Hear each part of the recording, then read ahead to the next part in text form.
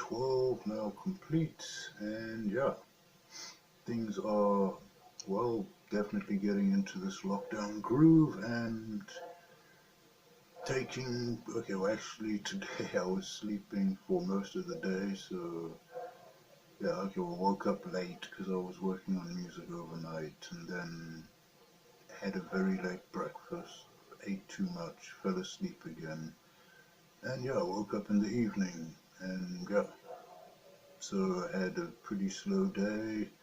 Been checking out some of the trending news and stuff, and one of my most Googled celebrities, so to speak, of last year, Escom, is back in the news again. So I just thought I'd check that out, and I was interested to see that Escom are now claiming apparently they do not require any more government funding.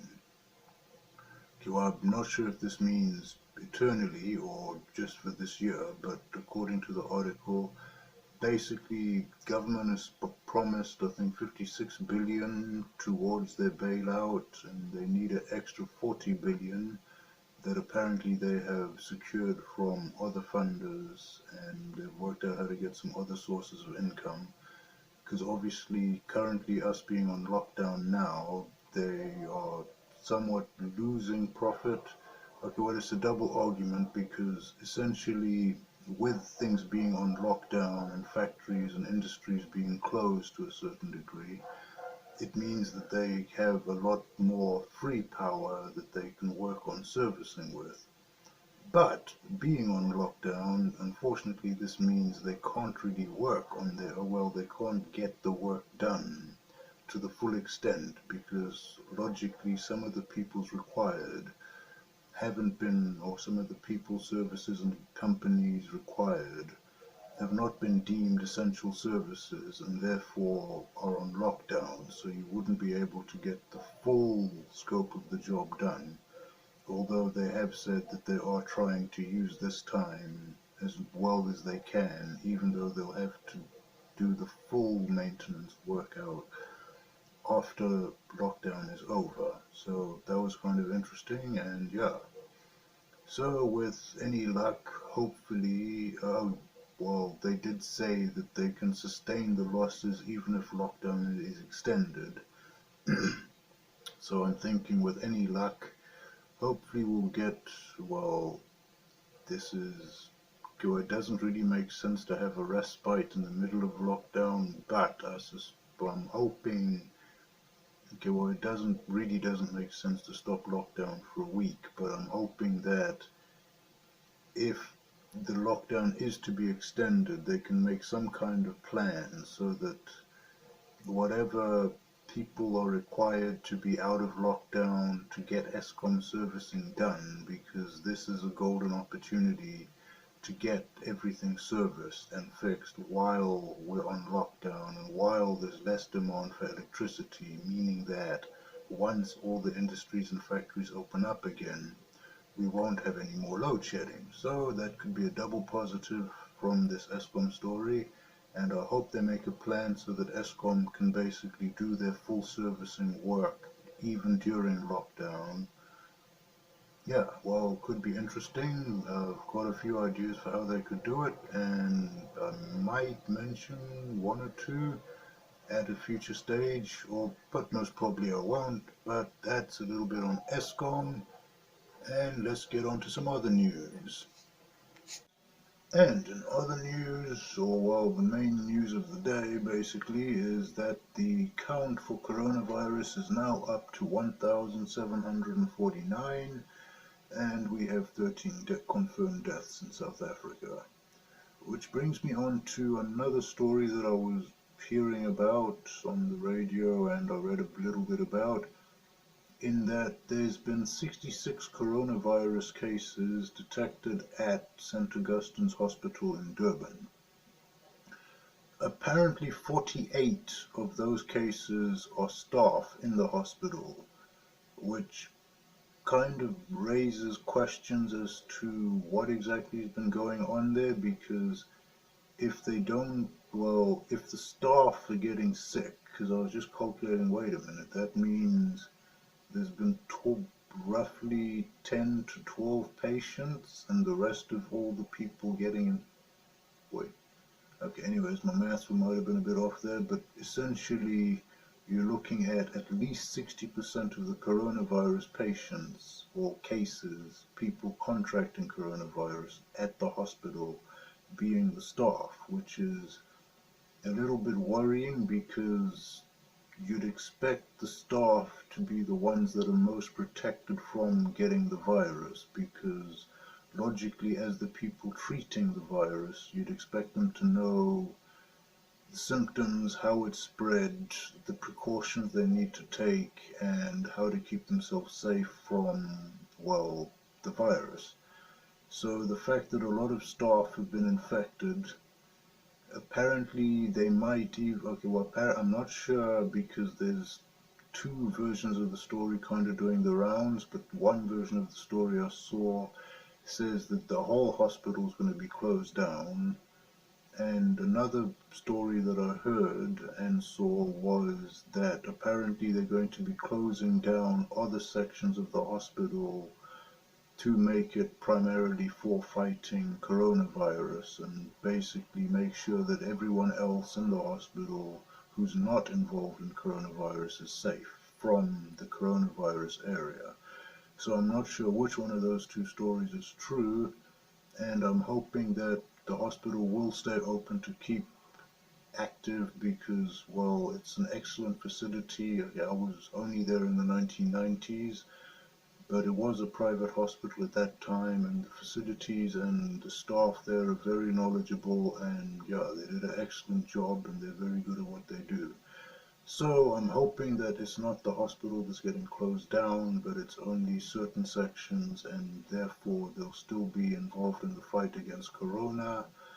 And yeah, my, well, shout out to the staff at St. Augustine's. Hope you guys all recover, and yeah, hope you guys figure out where you went wrong and figure out how not to get your staff getting sick, because we really, really need the staff on the front line. Like, without the staff, or well, without the trained medical peoples, we can't win this. Like, we need you guys, so please stay safe, be careful. I would say stay home, but logically you guys got to be out there on the front line. But yeah, keep yourself safe, and I pray you guys have got the PPE, that's personal protective equipment, the trending keyword on, well, the news and stuff these last couple of days.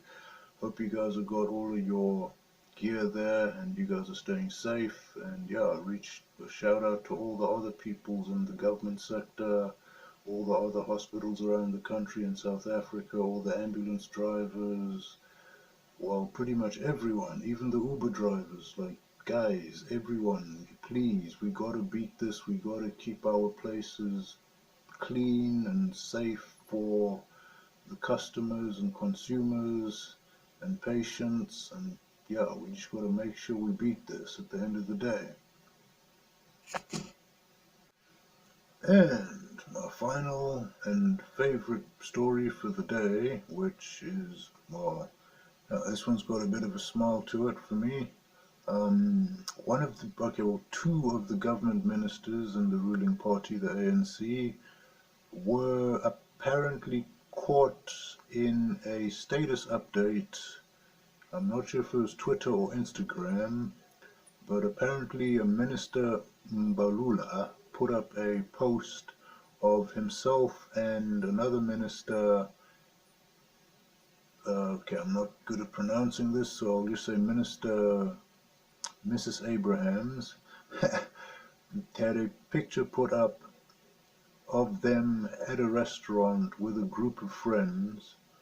Now, apparently, according to the official story, or the comment that was given by Minister Mbalula, is that Minister Abrahams had come over to sign for some COVID-related supplies, and okay, well, I don't know how exactly he explained the picture, but apparently she was meeting him to sign for some stock and supplies.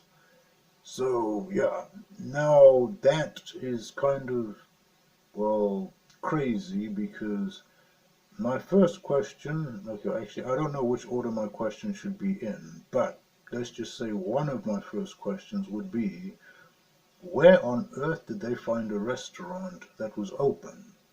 I mean, come on, it's lockdown. Right now, I can't even get a pre-made cup of coffee. Like, they are not allowed to serve food. Okay, well, they are allowed to serve food, but they are not allowed to prepare food. Like, they can't prepare it in front of you.